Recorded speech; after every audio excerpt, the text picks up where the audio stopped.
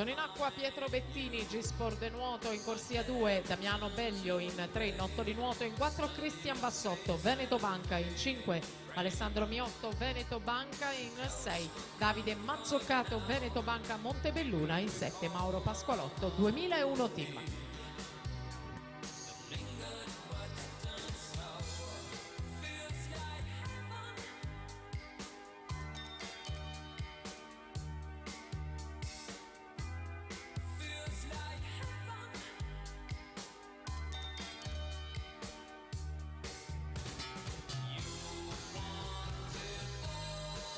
Attenzione, annuncio squalifica relativo alla quarta batteria dei 200 misti femminili. L'atleta Elisa Castelletti è stata squalificata per nuotata irregolare frazione dorso. Annuncio di squalifica: le atlete Nicole Boccalon e Martina Marin sono state squalificate per arrivo irregolare frazione dorso.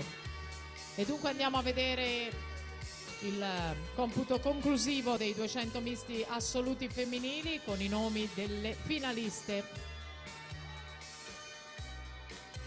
Ania Klinar, miglior tempo 2:16:22. The names of the finalists of women 200 meter individual medley. Best time Ania Klinar 2:16.22.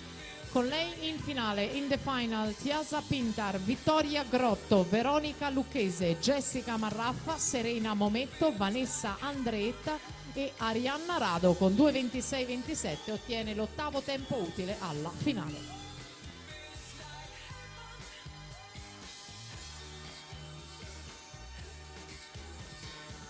Nella seconda batteria Marco Menta in corsia 1, Rarinante Smarostica, Lorenzo Coanna in 2, Nottoli Nuoto, Achille Valerio, Sport Management in 3, in 4 Filippo Sbrissa, Veneto Banca Montebelluna in 5, Isaac Burba, Rarinante Stadria Monfalcone in 6, Edgar Dose, Rarinante Stadria Monfalcone, in 7 Andrea Lorenzutti, Rarinante Trieste, Nicola Bracci in 8, Vissauro Pesaro.